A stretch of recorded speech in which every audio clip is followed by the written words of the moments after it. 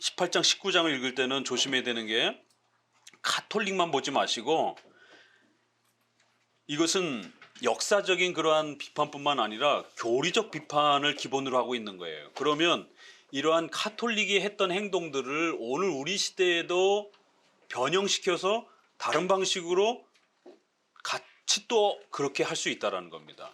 그러니까 교리적 원리는 동일하다라는 거예요. 나쁜 식으로 망가뜨리는 것도 신학의 원리가 동일하다라는 거예요.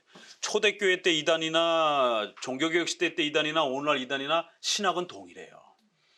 그렇기 때문에 형식만 바뀌고 사람만 바뀌었을 뿐이지 그 삼일체를 잘못 이해하고 또 성례를 잘못 이해해서 망가뜨리는 그들의 곡해된 신학의 원리도 같기 때문에 이 가톨릭이 왜 이런 시도를 했고 왜 도대체 성례를 이런 식으로 해석했는지를 우리가 정확하게 이들의 성경 해석의 실수들을 파헤칠 줄 알면 오늘 우리 시대의 성례를 잘못 해석하는 수많은 그러한 행동들의 연속성을 갖고 있기 때문에 우리가 정확하게 분별을 할 수 있다는 거예요. 그래서 기독교 강요는 단순한 역사적인 그러한 사건들만 비판하는 게 아니라 우리 것도 정확하게 교리적으로 정립해주고 남의 것도 그들이 가지고 있는 신학의 정체성과 원리를 정확하게 짚어주기 때문에 그 원리는 오늘 우리 시대도 동일해요. 그래서 성례의 교리가 성경적으로 오늘 우리에게 강요의 설명이 그대로 우리에게 연속되는 것처럼 여기서 비판받는 가톨릭의 성례의 무시지 행동들이 오늘날에도 같은 원리로 그대로 진행이 됩니다. 그래서 오늘날에는 그러면은 이런 성례를 파괴하고 망가뜨린 그러한 행동들이 어디서 어떤 형태로 나타나는지도 연결해서 이렇게 한번 더 고민해 보시게 되면 도움이 됩니다.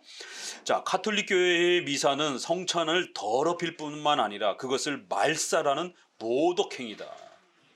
타이틀 자체도 아주 굉장히 아주 엄숙하고 무겁죠. 더럽히는 것뿐만 아니라 아예 말살을 시킨다라는 거예요, 성례를.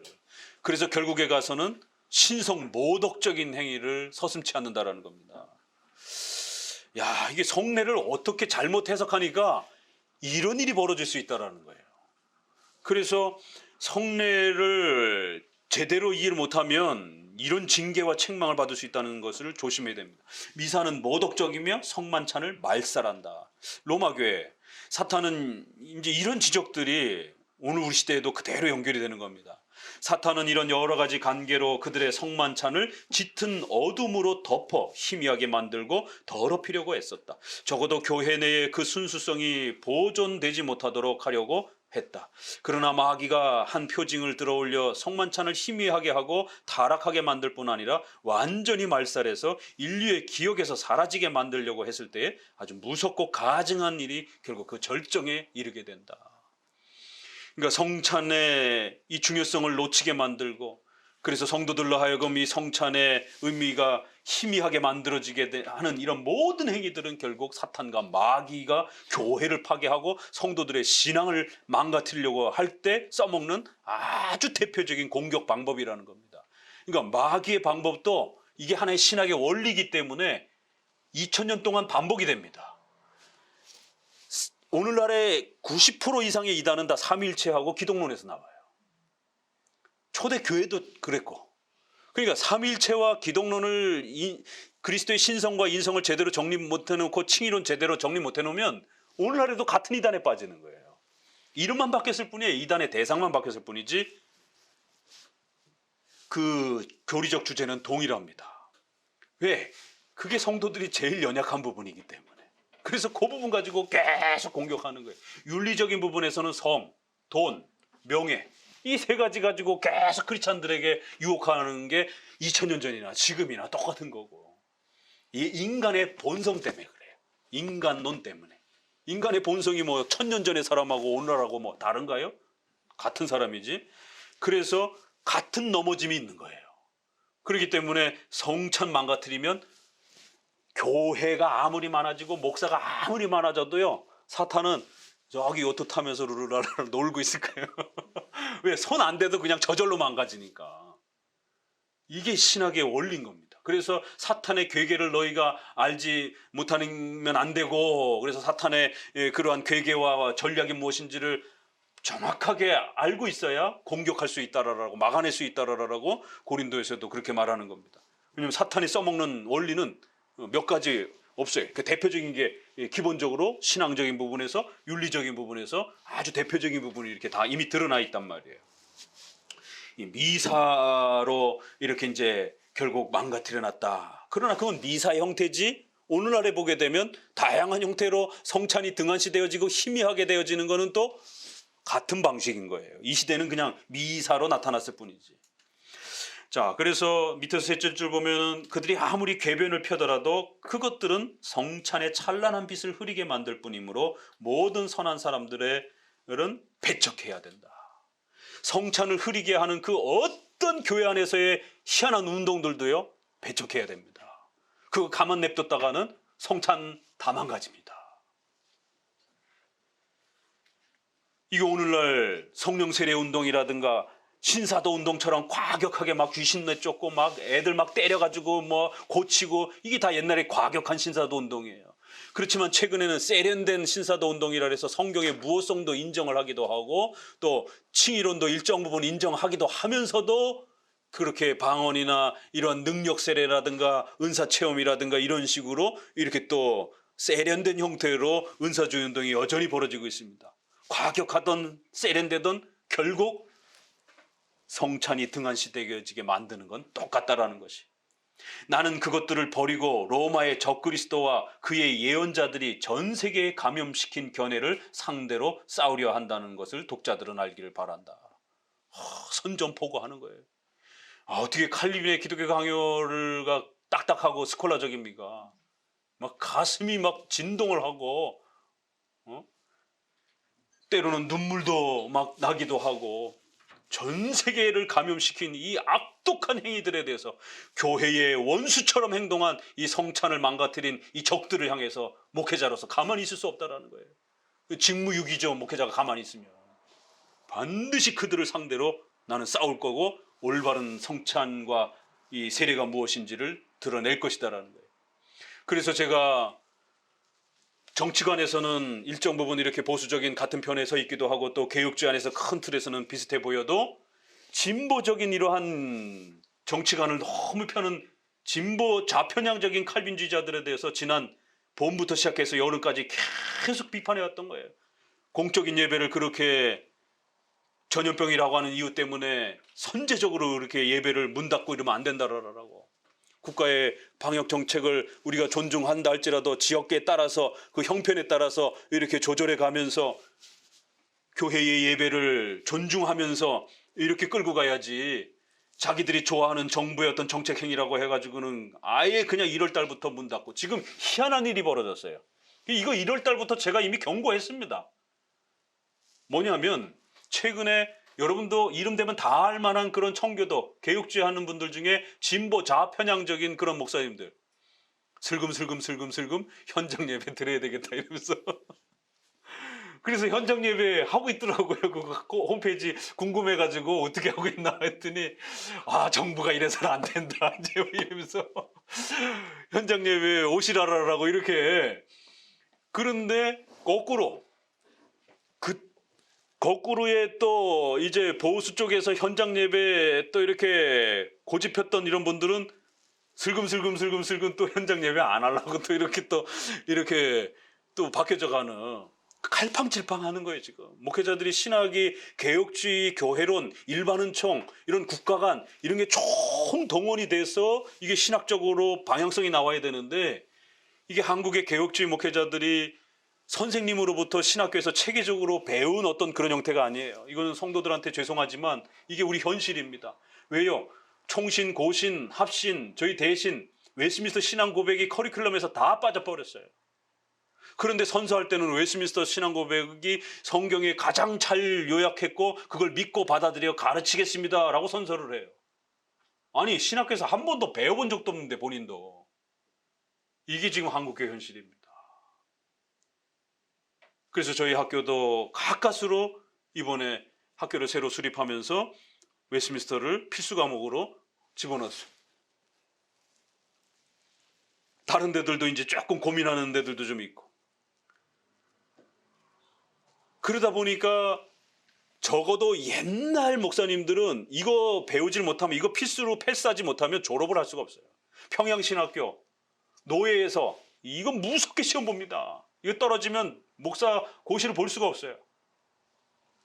전부 다 외워서 써야 되고, 또 반론, 여기서 나오는 로마 카톨릭, 웨스민스터 나오는 로마 카톨릭, 또 알미니안주의, 그 어 차이, 신비주의자들 입장을 선배 목사들이 쫙 쏟아내고 당신 반증해봐, 변론해봐, 장로교 입장에서. 그러면은 왜 예수님 때문에 구원받아야 된다라고 이렇게 표현을 하면서 믿음과 관련해서는 믿음으로 구원받는다. 그런데 우리 장로교는 절대로 믿음 때문에 구원받는다라고는 설교하면 안 되는지, 그 전치사 하나 차이가 신학이 갈려버리는 거예요. 그래서 로마서도 번역도 잘 되어 있어요. 믿음으로 말미암아. 믿음으로, 도구적 개념으로 쓰는 것이지, 절대로 믿음이 아무리 중요하다 할지라도 그 믿음 자체가 의를 만드는 원인은 아닌 거예요. 이걸 처음에 종교개혁 싸움은 믿음으로 중요한 것이지 행위가 아니다, 이렇게 잘 싸웠어요. 그랬더니 100년 지나고 나니까 이걸 또 교묘하게 이용한 또 알미니아주의자들이 나타나서 믿음으로 구원받는 거지. 그렇지, 믿음이 중요한 거지. 근데 그 믿음을 누가 고백해? 우리 인간이 고백하잖아. 그러니까 인간의 의지가 중요한 거예요. 이게 알쏭달쏭하게 살짝 바꿔놓은 거예요. 믿음으로 구원받는다며. 그렇죠. 그러니까 믿음은 인간이 고백하는 거잖아. 그러니까 하나님의 절대적인 은혜가 아니라 인간의 선한 의지의 판단이 중요한 거야. 인간의 의지가 중요한 거야. 그러니까 믿음을 만들어내는 그 인간의 의지가 중요한 거야. 그래서 믿음 때문에, 믿음이 공로를 만들어내는 그런 원인으로서 해석을 해야지, 믿음으로 도구적으로만 이렇게 해석하면, 성도들 이게 뭔 말이야 이게 도대체. 근데 신학계에서는 발칵 뒤집어진 거예요. 공로 신학을 그렇게 세련되게 말한 거예요. 주제는 같은데 표현을 살짝 바꿔서 일부러 공격하는 거예요. 그러면은 후보자가 왜 우리는 믿음 때문이라고 설교하면 안 되는지, 믿음으로 말미암아라고 이렇게 반드시 설교할 때도 그렇게 칭의론을 가르칠 때 이야기한 어 차이에 대해서 신학이 갈립니다. 그거 전부 다 변증하고 답해야 되고. 그러니까 이신칭의를 가르치면서 목회자들이 믿음 때문에 구원받았습니다, 믿음 때문에 구원받았습니다, 이렇게 설교한단 말이에요. 이 신학이 정립이 안 돼 있어가지고. 그러니까 성도들은 열심히 은혜로 구원받는다라고 말하는 것 같은데, 그 내용의 모든 부분들은 결국 그 믿음이 우리의 모든 그 의를 만드는 것처럼, 원인이 돼서 활동하는 것처럼, 이러면 공로주의적으로 성도들은 이게 스며든단 말이에요. 목회자가 헷갈리고 있으니까 성도들은 칭의관이 정립이 안 되는 겁니다. 그래서 목회자의 말 한마디 어 차이가 실수하지 않도록 계속 트레이닝을 해주는 겁니다. 설교시켜보고 선배들이 쭉 들어본 다음에 전치사 틀렸어, 그렇게 설교하면 안 돼, 그거 토시 틀렸어, 이거 잡아주는 거예요. 음악이나 체육하는 사람들이, 그 선배들은 딱 그 모양 몸가짐만 봐도 어디가 틀어져 있는데 다 알잖아요.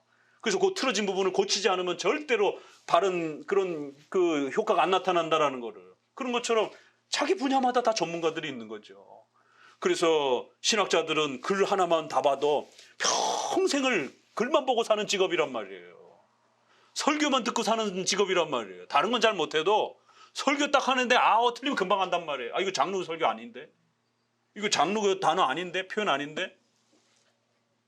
그러기 때문에 장로교 선배를 통해서 검사를 받아야 되고, 검증을 받아야 되고, 트레이닝을 받아야 되는 거예요. 근데 문제는 지금 한국에, 죄송합니다, 60 전 밑으로 60 밑으로 30대까지 목사의 30년이 사라져버렸어요. 그 30년 동안 신학교에서 웨스민스터가 사라져버렸기 때문에. 적어도 60 이상 옛날 분들은, 이게 엄격하게 관리되던 그 시절에 목사님이 된 분들은 웨스민스터 못 외우면, 웨스민스터 대답 못하면 목사가 될 수 없었어요.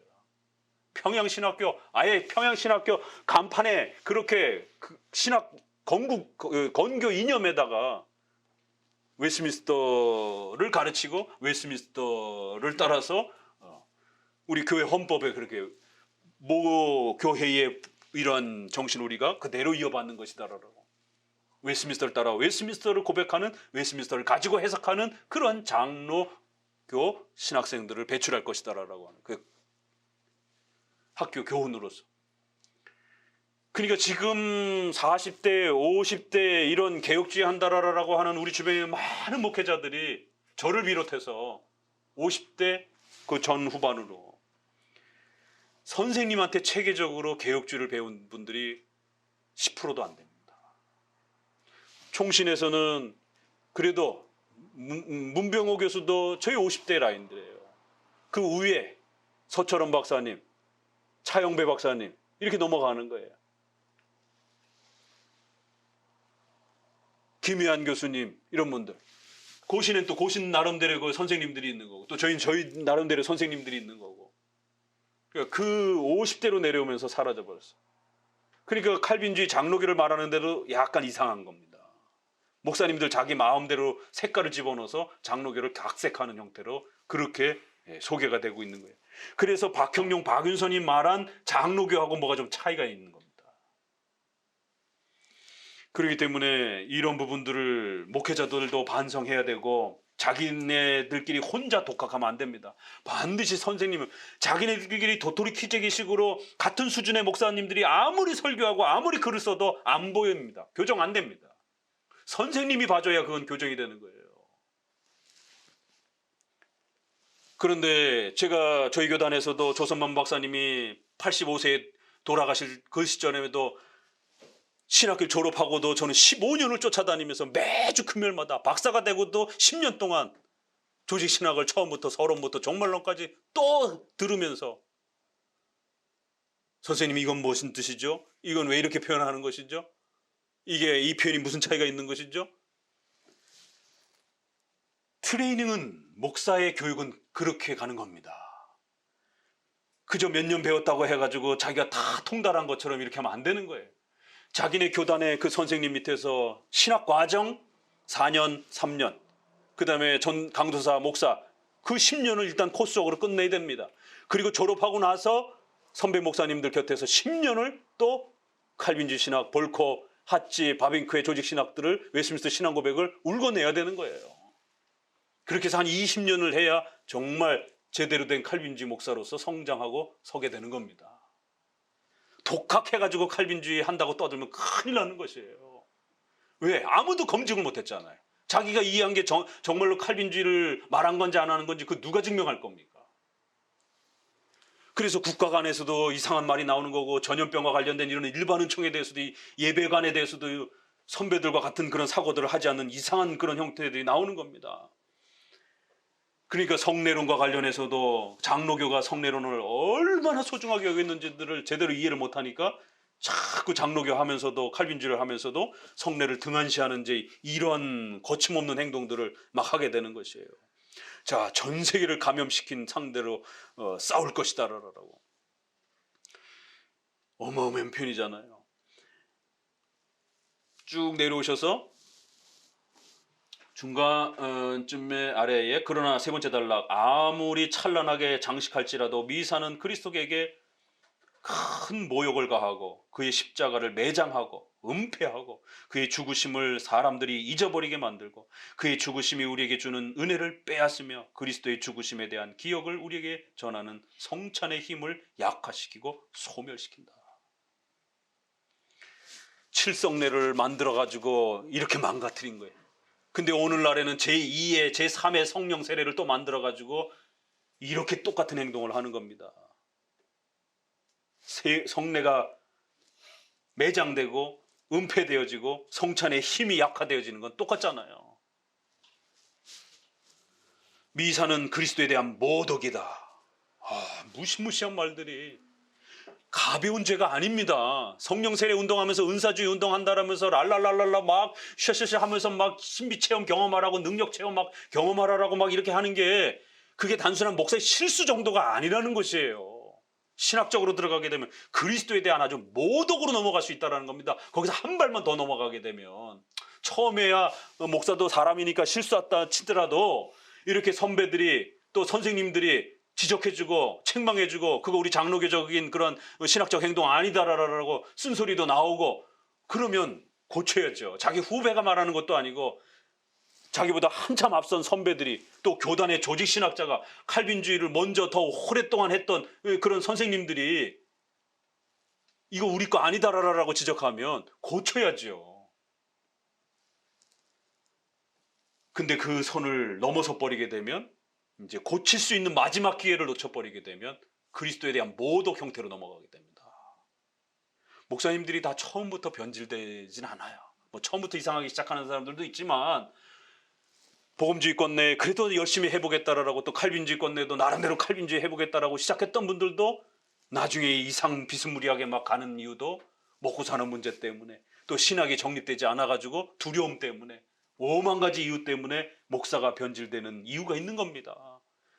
그리스도에 대한 모독으로 넘어간다라는 거예요. 그러면 맨 처음에 한 말, 즉 미사에서는 그리스도에게 참을 수 없는 모독과 모욕을 가한다는 점을 이제 내가 밝히겠다. 이러면서 히브리서 5장 6절에는 분명히 예수님은 영원한 제사장이라고 고백하고 있는데 왜 자꾸 또 다른 제사장이 있는 것처럼 가톨릭 사제들이 제사장 흉내를 내느냐. 그러면 너희들은 그리스도의 제사장직을 무시하는 행위가 될 수 있다는 거예요. 그런 미사들이. 두 번째 단락. 그러나 지금 매일 제사를 드리는 자들은 그 예물을 드릴 제사장을 지정해야 하며 그들은 후계자와 대리자로서 그리스도를 대신한다.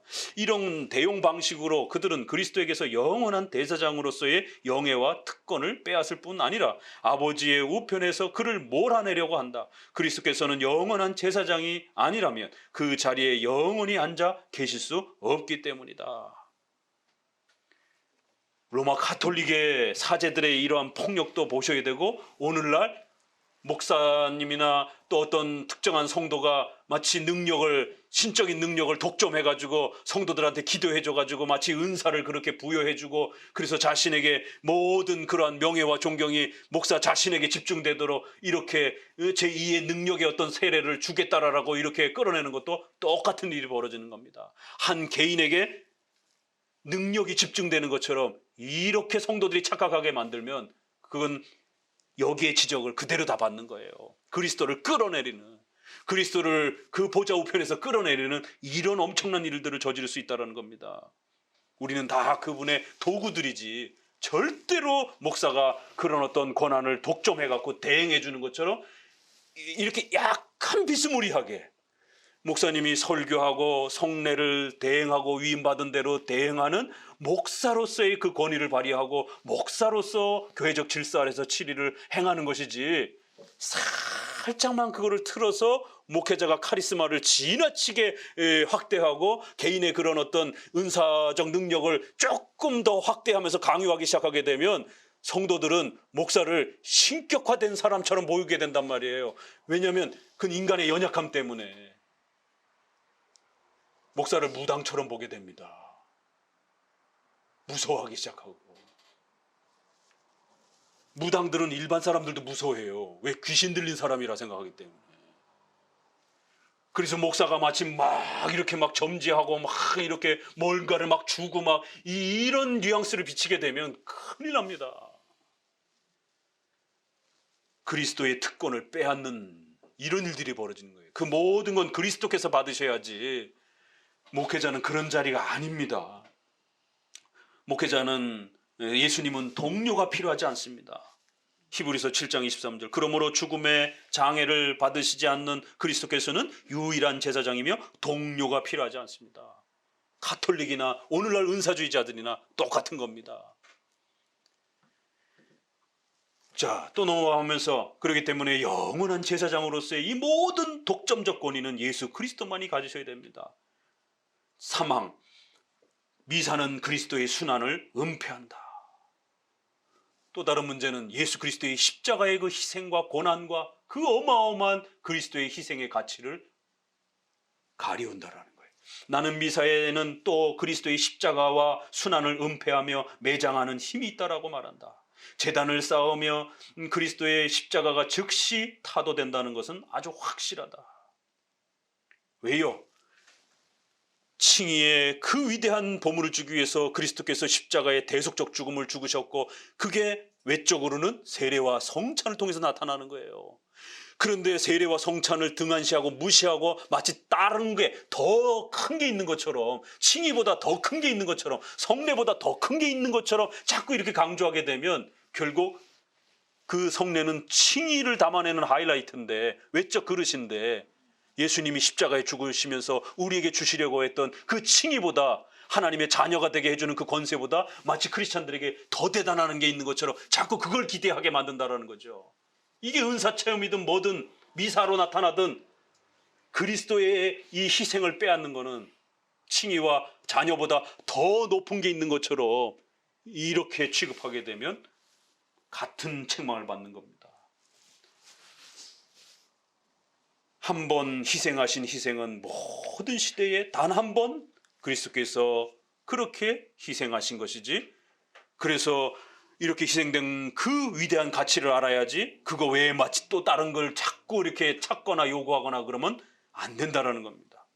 넘기셔서 528페이지에 한 8, 9째 줄에 작은 각주라고 하는 5번, 작은 5번 뒤쪽으로부터, 운명하시려는 그리스도께서는 우리의 구원을 위해서 필요한 일이 그의 한 희생에 의해서 모두 완벽하게 이루어졌다고 확언하신다. 그리스도 자신이 그렇게 분명하게 자신의 희생을 완전하다라고 말씀하시는데도 여기 단어들 보세요. 예수님의 십자가 사건은 완전한 겁니다. 충분한 거예요. 거기서 주시고 만들어주신 칭의로는 가장 값진 거고 가장 완벽한 겁니다. 이 칭의론보다 뭐 또 대단한 걸 찾으려고 하면 안 돼요.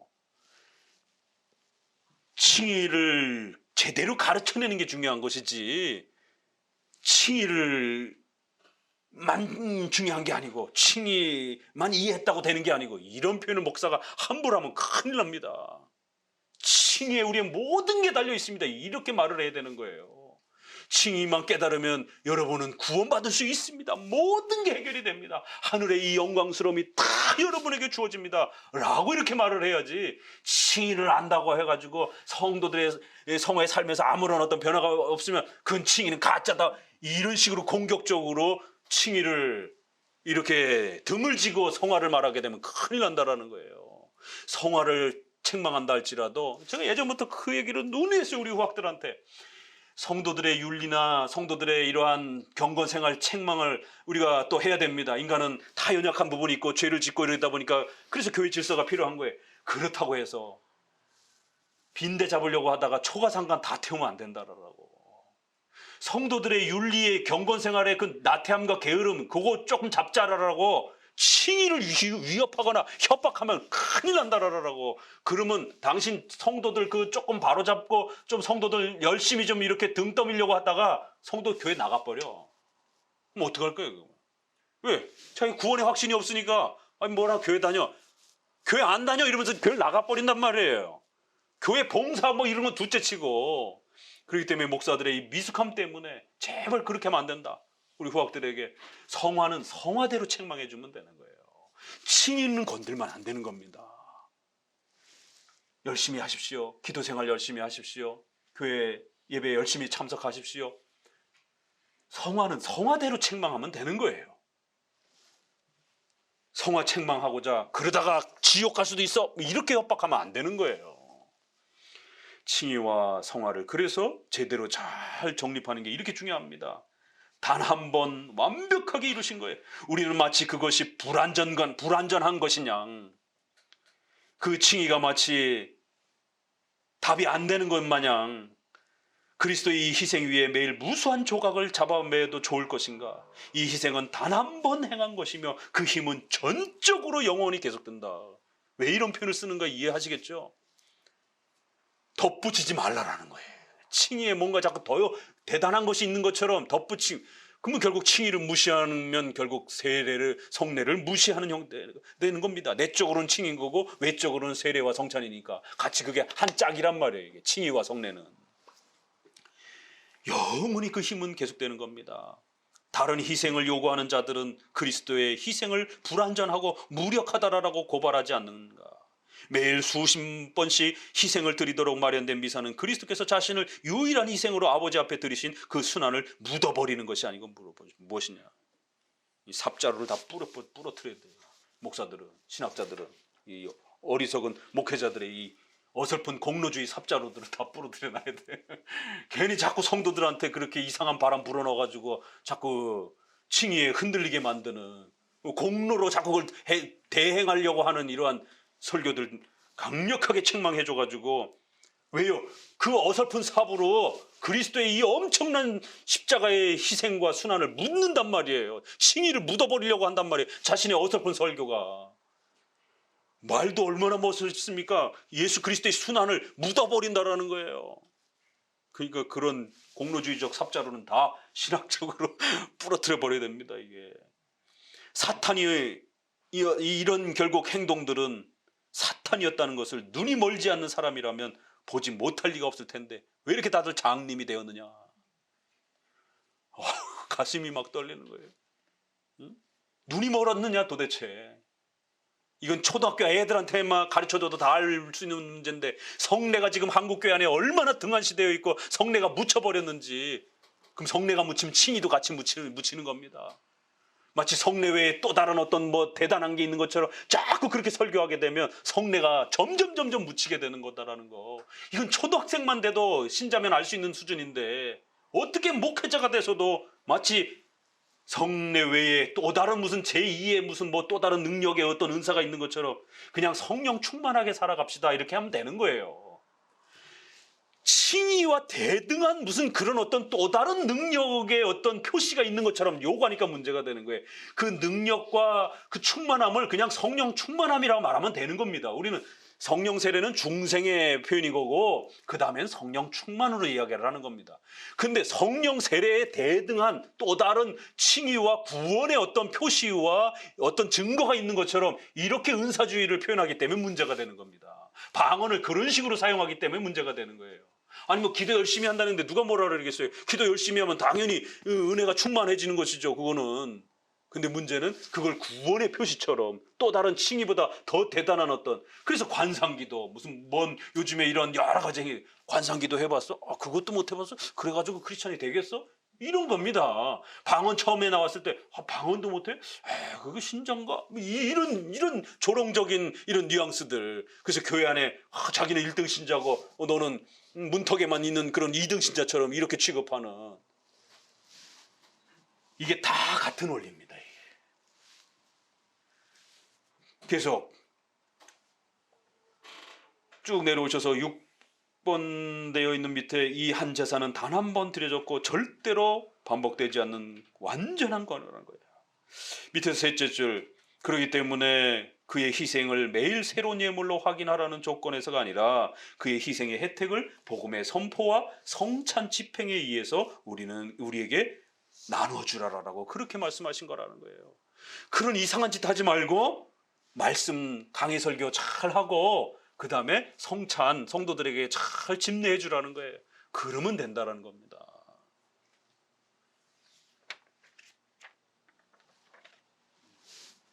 오늘 이제 본격적으로 이제 2장에 걸쳐서 가톨릭의 성찬을 비판해 갑니다. 특별히 오늘 우리 시대에 성찬을 아예 안 행하고 있는데도 문제가 되는 거고, 또 성찬을 행하고 칭의도 강조하면서도 제2의 성찬보다도 더 능력 있는 칭의보다도 더 대단한 뭔가가 구원의 표시로 있는 것처럼 자꾸 이렇게 이상한 신사도 운동이라든가 은사주의 운동이라든가 이런 신비주의 운동 쪽으로 자꾸만 성도들을 미혹하는 이러한 가르침들도 로마 가톨릭의 미사만큼 그렇게 거의 같은 수준으로 성례를 파괴하는 악한 행동들입니다. 이래나 저래나 결국 성례가 망가지고 묻혀지기는 마찬가지. 그래서 더 조심하고 또 조심해야 됩니다. 어떤 행위도 성례를 무시하는 어떤 행위도 조심하셔야 된다라는 거예요. 성도들에게 세례와 성찬을 열심히 가르쳐주고 그게 얼마나 소중한 것인지, 그게 얼마나 값진 것인지를 부단히 가르쳐내면 되는 거예요.